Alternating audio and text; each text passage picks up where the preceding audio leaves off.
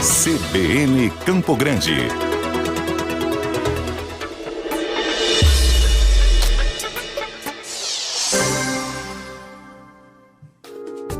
Agora sim, nós já restabelecemos aí o contato por áudio com o deputado federal Vander Lobé, que está lá em Brasília, já ativamente, né, porque ele está encerrando um mandato e vai assumir o próximo.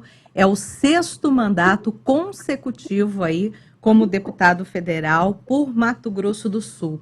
Bom dia, deputado. Bom dia, Lígia. Bom dia a todos os ouvintes do programa da Rádio FM CBN. É um prazer poder estar falando com você aqui diretamente de Brasília. Vamos começar, deputado, por esse assunto que nos últimos dias aí comoveu o Brasil todo, que é essa situação dos índios Yanomamis. O senhor chegou a postar aí nas suas redes sociais que, inclusive, isso serviu aí para abrir, né, o alerta para investigar também a atuação de uma ONG que cuida dos índios também aqui no estado, que é a Missão Kaiowá. Essa ONG já não era fiscalizada, recebendo esses recursos públicos. Como que é essa situação, deputado? Deixa eu te falar, eles têm contrato que atende não só o estado do Mato Grosso do Sul, mas mais de 9 estados brasileiros, né?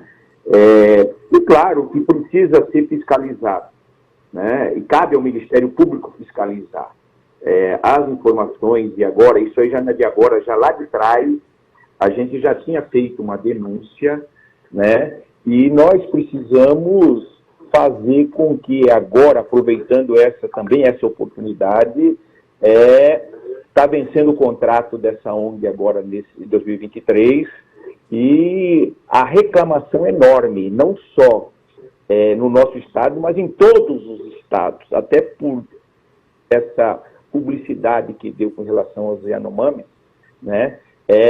Várias outras etnias criaram coragem, né? Nós tivemos aí no Mato Grosso do Sul, já lá atrás, várias denúncias, e nós precisamos fazer com que esses recursos possam ser bem aplicados e, principalmente, atender as nossas comunidades indígenas.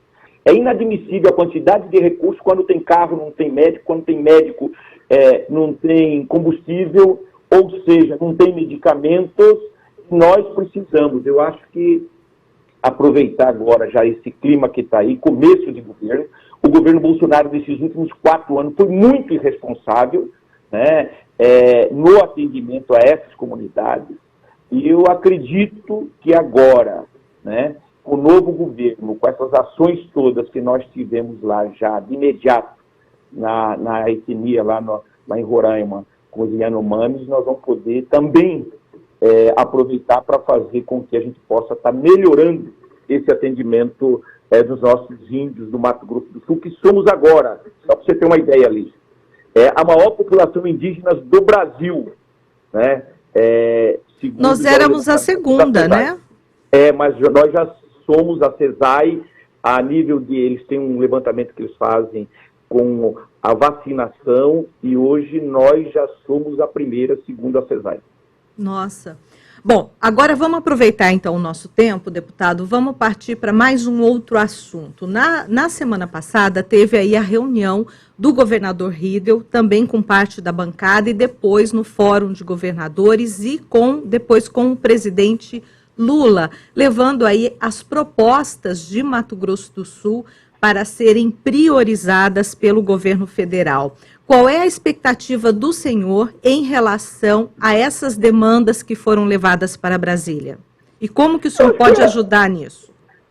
Muito grande. Eu acho que o presidente Lula, ele tem falado e tem praticado de que o governo dele vai ser um governo de coalizão, vai ser um governo, uma frente ampla, vai ser um governo que vai tratar os 27 estados, né, e o Distrito Federal da mesma, independente de que partido seja o governador, né?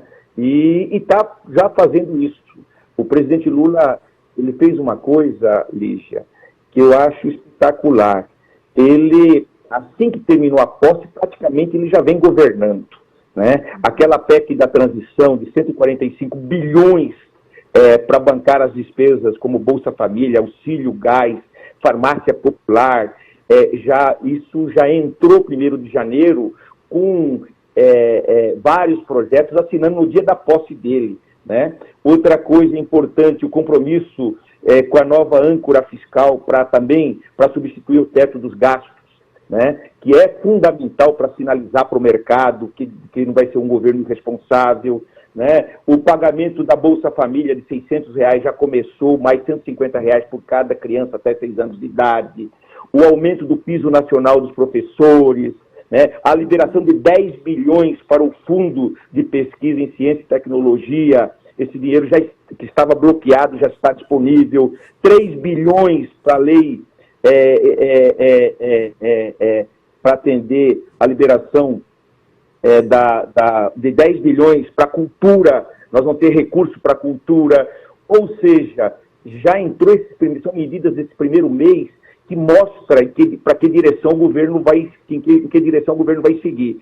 E com essa reunião que teve agora essa semana com os governadores, eu acho que sinaliza os 4, 5 projetos estratégicos para cada estado. E aí no estado, o que nós vamos poder ajudar? Eu tinha conversado com o Riedel lá pelo dia 15, mais ou menos, e eu falava isso para ele. Falei, Riedel, nós temos aqui a recuperação da nossa ferrovia, que liga Três Lagoas até Corumbá. Essa rodovia tem um estudo pronto, e nós já votamos uma lei que permite agora uma parceria público e privado com grupos para botar ela para funcionar. Com 4 bilhões você resolve isso. Isso entrou no pacote, você coloca essa ferrovia para atender ao nosso público todinho, principalmente as nossas mineradoras e o nosso minério de ferro que está vindo de caminhão de Corumbá e está acabando com a 262. Né? Nós temos aí o anel, a alça lá da ponte do rio, de Porto Murtinho, que o governo paraguaio está fazendo através da Itaipu, né? Que nós precisamos de 100 e poucos milhões para fazer o anel, são 17 quilômetros para ligar a rodovia dos 67 até a ponte. É a rota bioceânica, né? Né? É outro projeto estratégico, a questão da fábrica de fertilizante em Corumbá, em Três Lagoas, né? Que está 90% dela pronta, né? E a Petrobras já decidiu que vai retomar, suspendeu a privatização dela, vai terminar e depois vai colocar, ver qual que é a modelagem, qual que é o modelo para se fazer que é melhor para o Brasil, ainda mais nessa carência de fertilizante em função da guerra da Rússia. Se o governo entender que é melhor uma misturadora, o senhor vai ser a favor disso? De transformá-la apenas numa misturadora? O senhor seria a favor? Não é que vai terminar numa misturadora. A Petrobras vai terminar e aí vai se discutir qual que é a modelagem que vai fazer, entendeu? E só para você ter uma ideia, o Brasil precisa, essa fábrica, e é uma fábrica grande, só para você ter, o custo dela é 10 bilhões de dólares. Sim. 9 bilhões, precisa de 900 milhões de dólares para concluir. E isso aí significa, sabe o que, Lígia? Atender 10 a 14% das demandas de fertilizantes para o nosso país, ou seja, nós precisamos de mais 6 fábricas dessas. Né? Então, nós estamos com ela praticamente pronta. Eu acho que dá para este ano a gente botar ela em funcionamento. E outros projetos estratégicos que o governador Riedel está levando.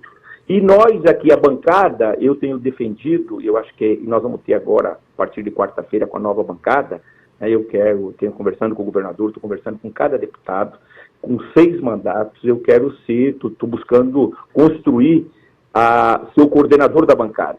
E eu acredito... Eu ia lhe perguntar sobre isso. O senhor já reuniu os votos necessários? Eu estou dialogando, nós precisamos primeiro tomar posse dia 1º, né? Eu acho que a experiência, tenho conversado bastante com a bancada, com os 3 deputados do governo, do PSDB, né, com o Dagoberto, com o Beto e com o Geraldo, tenho o apoio dele, tenho eu e a Camila, estou conversando com a senadora Tereza, com a senadora Soraya e com o senador Nelsinho, e também estou conversando, fiquei de conversar com os 2 deputados do PL, né, e também com o Ovanto.